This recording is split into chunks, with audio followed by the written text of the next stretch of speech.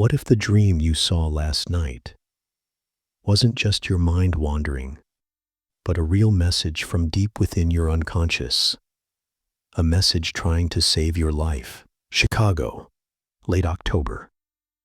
The wind outside screamed through narrow streets, rattling old apartment windows. Daniel Carter lay tangled in his sheets, his forehead damp, his breath uneven. He jolted awake, his digital clock glaring 3:07 a.m. In the dream, he was standing on a long, weathered wooden bridge. The planks creaked under his feet, slick with moisture. All around him stretched an endless black river, its surface swirling like liquid shadows. The air was cold, biting through his clothes. And then, a whisper. Not loud, but so close to his ear it felt as if someone was standing behind him. "Don't cross." The words weren't his own thoughts. They carried a weight, an urgency, as though they belonged to someone or something else. He turned in the dream, but there was no one there, only darkness swallowing the ends of the bridge. Awake now, Daniel sat up, rubbing his face. The whisper still clung to him, like the echo of a bad memory. He reached for the glass of water on his nightstand, his hands trembling. Outside, the rain kept falling. By morning, the edges of the dream had started to blur. Daniel told himself it was just his mind reacting to stress. Late nights, tight deadlines, too much coffee. He brewed himself a strong cup and sat by the kitchen window. The city was waking up. Headlights shimmered on wet asphalt. Horns blared. Buses hissed to a stop. Ordinary life. And yet, as he buttoned his shirt and tied his tie, a part of him kept returning to that image. The dark water. The whisper. He shook his head, muttering, "Just a dream, nothing more." But the knot in his stomach didn't loosen. At lunch, Daniel ducked into a quiet coffee shop near his office. The smell of roasted beans mixed with the faint scent of rain on coats and umbrellas. He found a corner table, pulled out his phone, and scrolled through podcasts. One caught his eye. The Hidden Mind, Carl Jung on Dreams. He pressed play. Over the hum of espresso machines, Jung's recorded voice came through. Deep, deliberate, almost hypnotic. Dreams are the guiding words of the soul. Ignore them, and you ignore yourself. Daniel froze. Coffee halfway to his lips, his heart thudding harder than it should.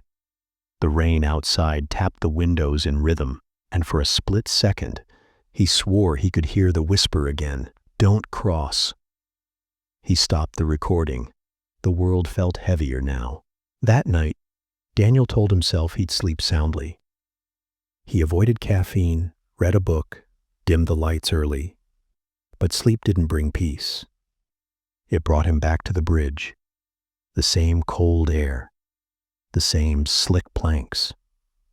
But now, he noticed something new. Cracks running along the wood beneath his feet, thin but deep. The water below seemed to churn harder, slapping against the bridge's supports. And the whisper was sharper this time, like someone warning him through clenched teeth. "Don't cross." He woke with a gasp, heart hammering, sweat cooling on his skin. It was only 2:50 a.m. He lay there staring at the ceiling, afraid to close his eyes again. 3 days later, Daniel's boss assigned him a meeting in a small Illinois town west of Chicago. He entered the address into his GPS and froze. The fastest route crossed an old wooden bridge. His pulse quickened.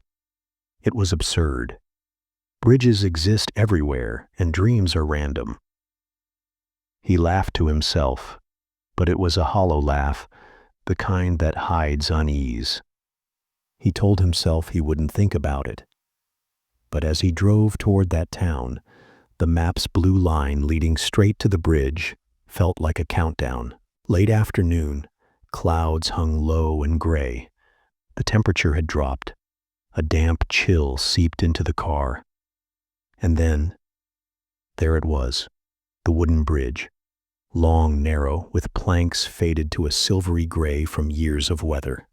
Rusted bolts dotted its surface, and the river below swirled dark and fast. Daniel slowed his car, his hands tight on the wheel. Every bump of the planks sent a vibration through the steering column. The smell of damp wood filled the air.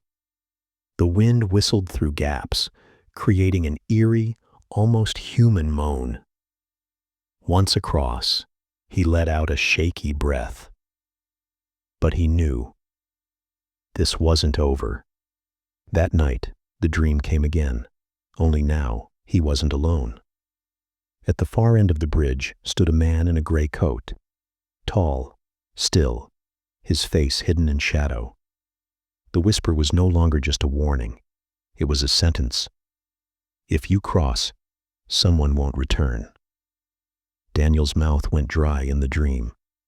He took a step forward, and the man in the coat tilted his head slightly, as if acknowledging him. He woke before his foot touched the next plank. For the next week, Daniel avoided that bridge at all costs. Even if it meant 20 extra minutes each way, he took the longer route. But the dreams didn't stop. Each time, the man in the coat was closer, the whisper louder, the water more violent. Daniel found himself glancing over his shoulder in real life, half expecting to see that gray coat in a crowd. One Friday evening, a violent rainstorm flooded Chicago's main highway.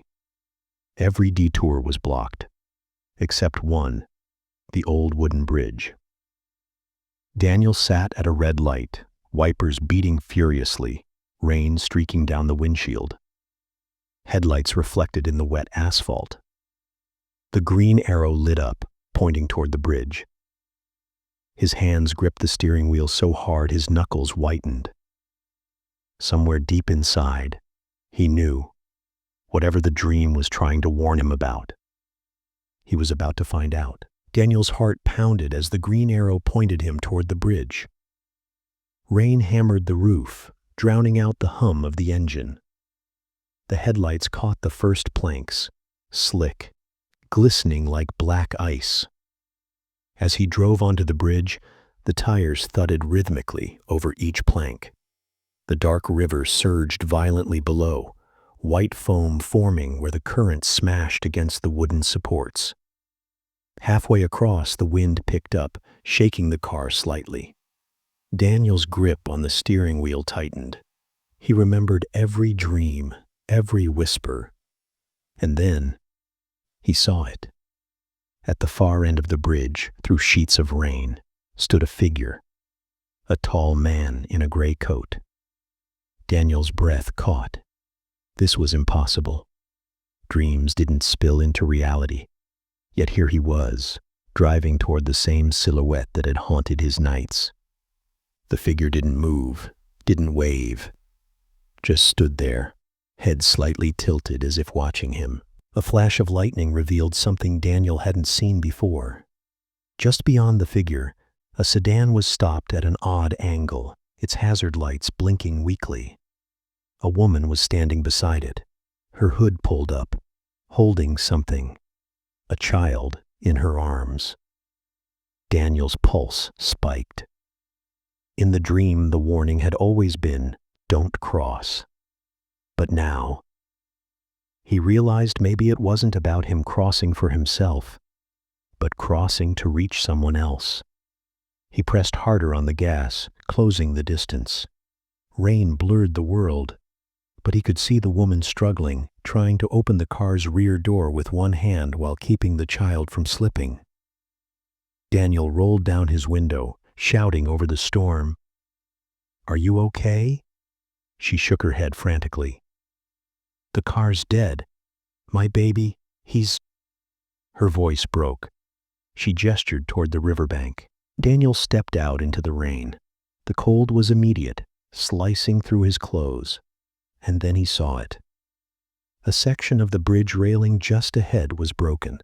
The wood splintered outward as if something had slammed into it. Through the gap, the dark water churned furiously below.